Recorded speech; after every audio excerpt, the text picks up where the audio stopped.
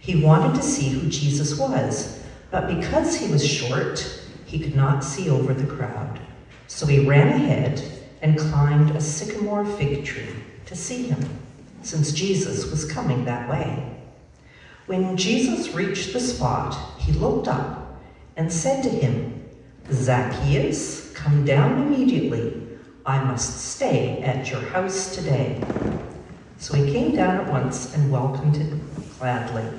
All the people saw this and began to mutter, "He has gone to be the guest of a sinner." And let's put ourselves into Zacchaeus' shoes as we read from Psalm 119. You are righteous, O Lord, and your judgments are right. You have appointed your decrees in righteousness and in all faithfulness. My zeal consumes me, because my foes forget your words. Your promise is well tried, and your servant loves it. But Zacchaeus stood up and said to the Lord, "Look, Lord, here and now I give half of my possessions to the poor, and if I have cheated anybody out of anything, I will pay back 4 times the amount." Jesus said to him, "Today salvation has come to this house, because this man too is a son of Abraham. For the Son of Man came to seek and to save the lost." I am small and despised, yet I do not forget your precepts. Your righteousness is an everlasting righteousness, and your law is the truth. Trouble and anguish have come upon me, but your commandments are my delight. Your decrees are righteous forever. Give me understanding that I may live. The prophet Micah summarized how we should live in one succinct verse, which is our focus this morning. The choir sang such a beautiful version of this verse, which came from the hymn book, Voices United. The version I've chosen, or Carol Ann has chosen, is the contemporary English version, which is simple and direct. The Lord has told us what is right and what he demands. See that justice is done. Let mercy be your first concern, and humbly obey your God. That is the word of the Lord. Good morning. Thank you for allowing me to speak with you again. You may be wondering why, he's a little unsteady, why I have this odd-looking elephant with me. It's one of my favorite items from my time at CDHS, Cornwallis District High School, for those of you who are new to the area, and you can't see it anymore because I've torn it down. I can't exactly remember the circumstances when I got it, but I have a feeling that it goes back to when I was in grade 8, and we went on a class trip all the way to Halifax. Big deal. I don't really remember what we did. I mean, we probably went to the Citadel and whatever. But along the way, I bought this little guy. I just love him. He's really wiggly and funny, and he always has to have something supporting him, because whatever he's made of, like if I put him on plastic, he eventually wears it away. I don't know. So, in the past several months, I've become fascinated with wildlife rescues. One is Hope for Wildlife, which hopefully you know about here in the province. Another's on Facebook, a site called We Rate Dogs. They sell merchandise to pay for abused and abandoned dogs for their operations and health care, sometimes until the dog dies. The merchandise has the caption, "Tell your dog I said hi." It's very cute, as are the dogs that they rate.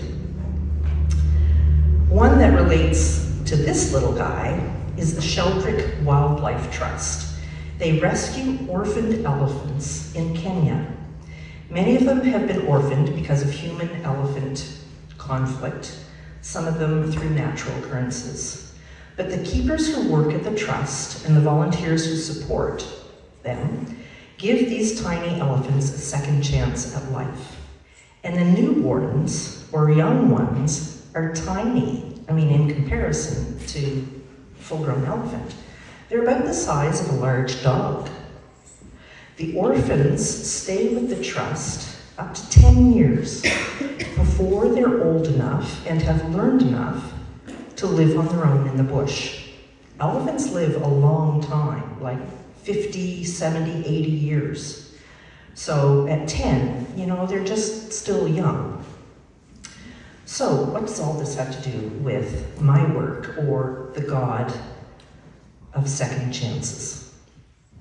Well, God gives creation second chances.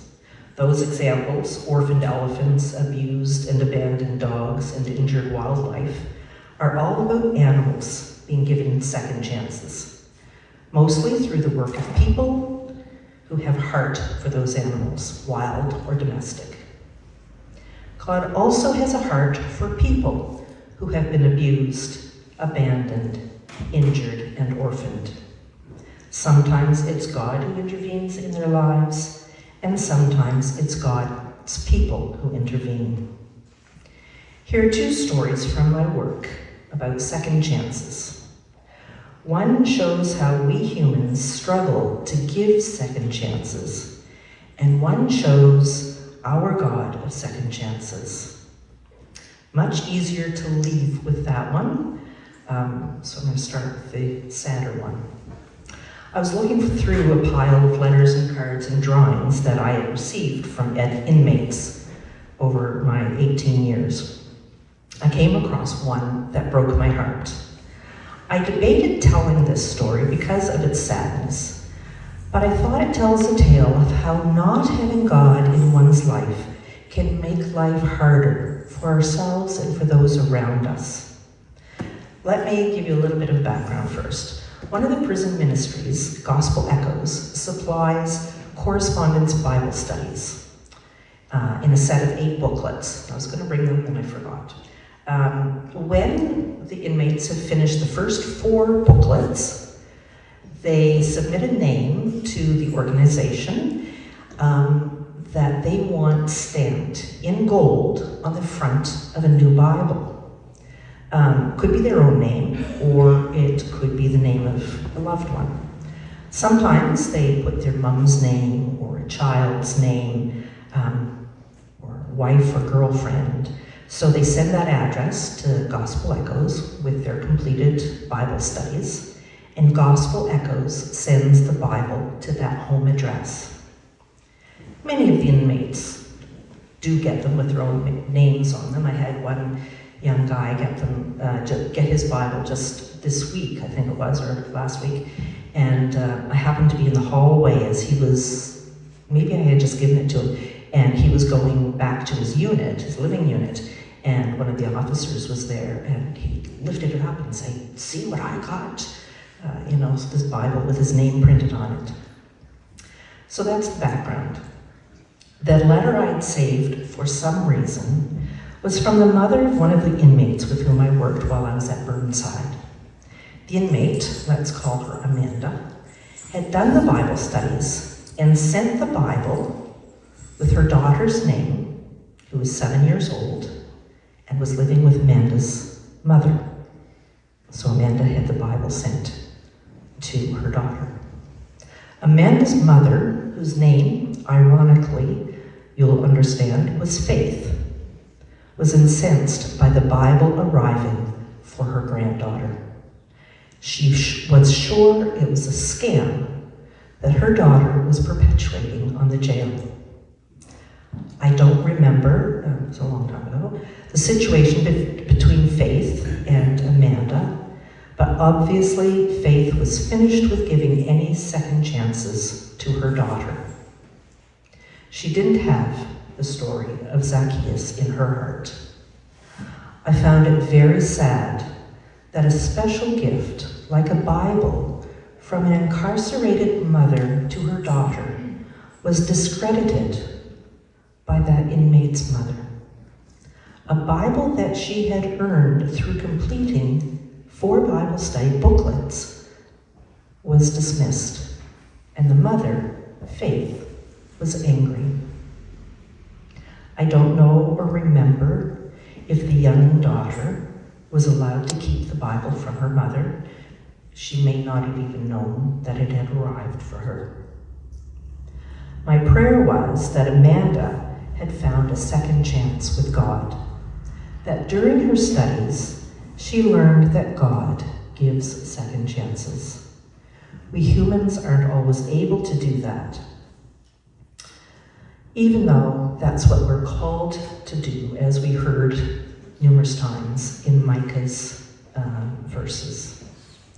Sometimes bridges are so badly burned and people so badly hurt that they can't bring themselves to forgive, especially if they don't have God in their hearts.